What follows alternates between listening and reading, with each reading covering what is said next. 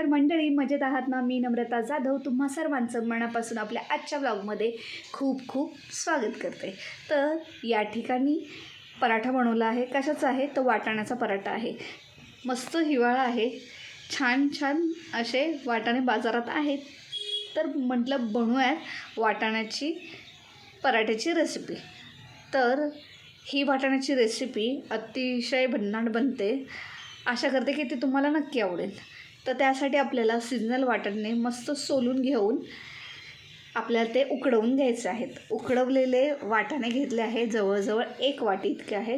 आवडीनुसार या ठिकाणी तुम्ही मिरची घ्या। इथे मी आलं घेतलेलं आहे, जवळजवळ 1 इंच इतकं आलं आहे। त्यानंतरनं 3-4 लसणाच्या पाकळ्या आहेत।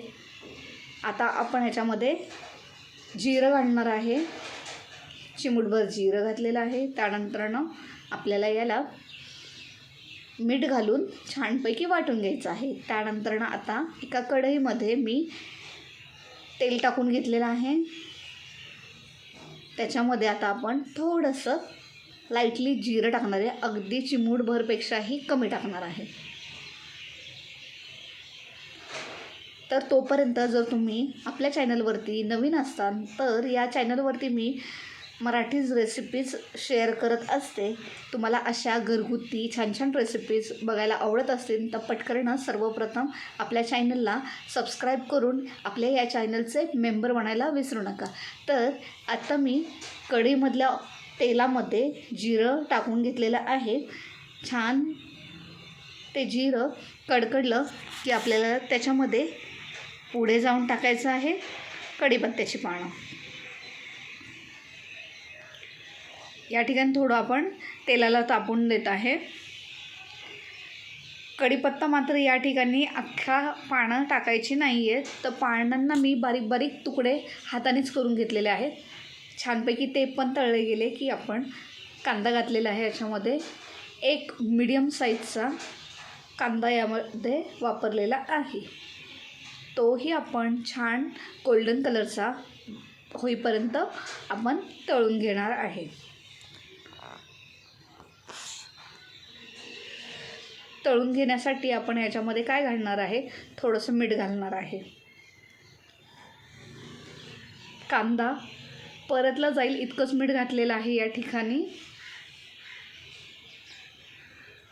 मस्त मिक्स करूयात। कांदा या ठिकाणी तळत आलेला आहे। केलेलं मिश्रण जे आपण मिक्सरला वाटून घेतलेलं आहे ते याच्यामध्ये घालून घेऊयात।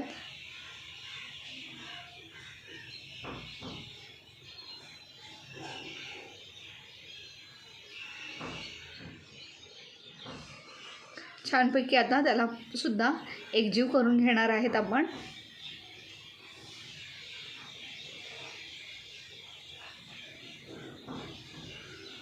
छान सुवास सुटेपर्यंत आपण याला परतवत राहणार आहे। त्यानंतरनं आपण याच्यामध्ये काही मसाले घालून घेणार आहेत। छान सुवास सुटला की या ठिकाणी आता आपण मसाल्यांमध्ये कांदा मसाला घेतलेला आहे, हळद पावडर घेतली आहे आणि थोडंसं लाल तिखट घेतलेलं आहे। कांदा मसाला आणि लाल तिखट तुम्हाला जेवढं तिखट आवडत असेल त्यानुसार तुम्ही घ्या। पूर्ण मसाले एकजीव होईपर्यंत मिश्रणामध्ये आपल्याला ते मिक्स करत राहायचे आहेत। छान मिक्स झाले की आपल्याला गॅस बंद करून टाकायचा आहे, कारण ऑलरेडी आपण वाटाणा शिजवून घेतलेला आहे। मिश्रण बनवून आपलं हे तयार होतं। छान एकजीव झाल्यानंतरनं मिश्रणाला थंड होण्यासाठी आपण ठेवून देणार आहे। तोपर्यंत एका ठिकाणी आपण पीठ मळून घेतलेलं आहे आधीच। ते मिश्रण म्हणजे ते पिठाचा गोळा घेऊन आपण मस्तपैकी लाटून घेणार आहे एक छानशी पोळी।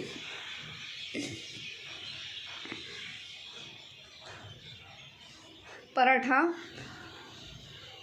मी मोठ्या साईजचाच बनवणार आहे, छोटे छोटे बनवत बसणार नाही आहे। तुम्हाला हवं तर तुम्ही तुमच्या आवडीनुसार साईज पराठ्याची घेऊ शकता.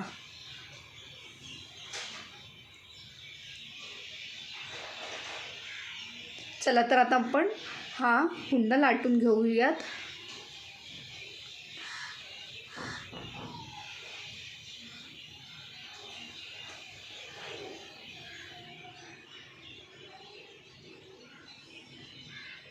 लाटून झालेलं आहे मिश्रण सगळीकडे लावून घेऊया छानपैकी.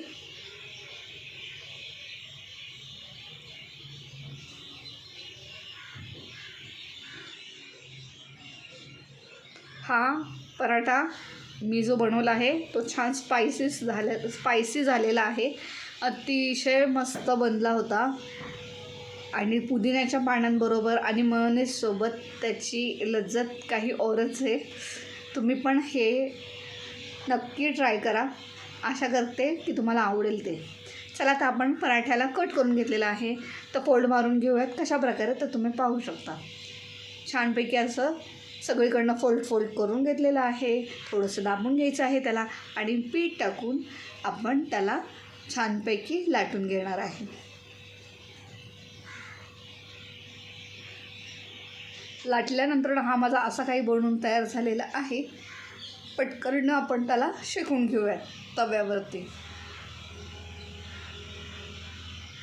तवा मस्त गरम झालेला आहे. त्याच्यावरती आपण टाकणार आहे पराठा.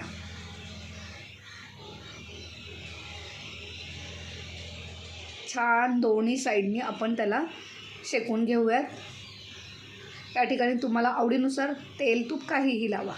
मस्त या ठिकाणी सलाद बनवला आहे मी. या ठिकाणी सीझनल गाजर असल्यामुळे मी गाजर आणि कांद्याचं बनवलेलं आहे सलाद. त्याच्यानंतरनं मी या ठिकाणी मिंटची पानं, पुदिन्याची पानं आहे आणि मेयोनीज घेतलेला आहे.